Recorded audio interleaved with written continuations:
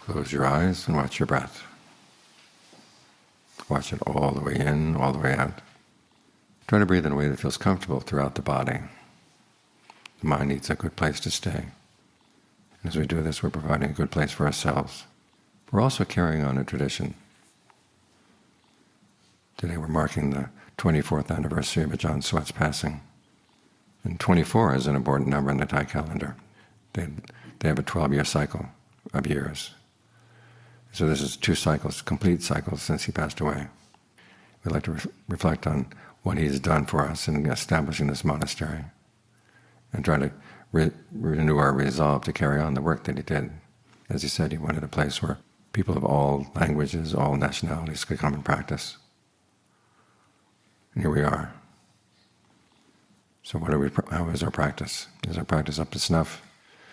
He dedicated a lot of time to setting up this place. He has already established 3 different monasteries in America. He could have stayed at any one of them, but he wanted one more place that really would be a place out in the countryside where people could sit and meditate outside and have some peace and quiet, have some seclusion. He called this our quiet corner here. And it is a very noisy world right now. It's good to have this quiet corner. And then to reflect on what kind of practices he recommended. One point that he kept emphasizing over and over again was the need for restraint. You notice that people come to America looking for a land of freedom. And for a lot of people, freedom simply means doing what they want to do. But that, he said, was a form of slavery. Because what you want to do is basically what your defilements want to do. Greed, aversion, and delusion, what they want to do. If you give them free rein, then you become a slave to them. If you really want to be free, you have to get beyond them. So you have to start by showing some restraint. Restraint doesn't solve the problem, but it puts up a dam so that you know when something goes past the dam that it's not good. In order to make sure that your actions stay within the limits of what's true, what's beneficial, what's timely. As he said, the stupidest people are the people who, when they can think of something and something goes into their brain, it comes right out their mouth. You want to have a couple of checkpoints to show some restraint, especially in not only in your actions but also in your words. So the first checkpoint is it true? If it's not true, then you don't say it. Second one is it beneficial? Beneficial here means long-term benefit. It's easy to think of short-term benefits for almost anything you say. But how about the long term? Sometimes you say something just to be amusing, but it's not going to be good in the long term. Just think about the long term. That's the beginning of wisdom. And finally, is it timely? If something is true and beneficial, but it's not the right time for it, then you hold it back for the time being.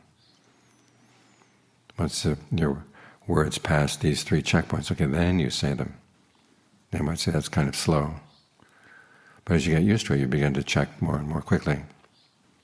And it's good to think about your words before you say them, and rather than having to think about them after you said them. Because usually when you think about them after you said them, you say, oh, I wish I hadn't said that, I wish I said it another way. So think about your words. Give some value to your words. If you don't give value to your words, no one else is going to give them any value. So dole them out like precious coins. And that way you get some restraints on your defilements.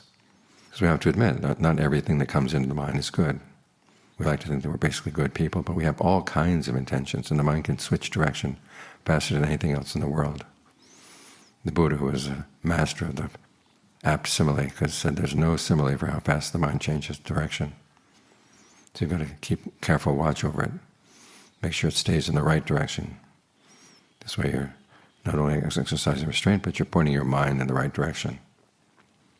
So when we practice like this, we're carrying on Ajahn Suwat's traditions, the principles that he stressed over and over again. Keep these principles alive in the world.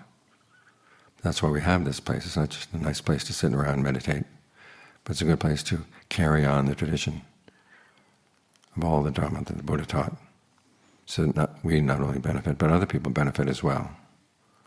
The next generation of people around us benefit too. As you said, we establish a place here.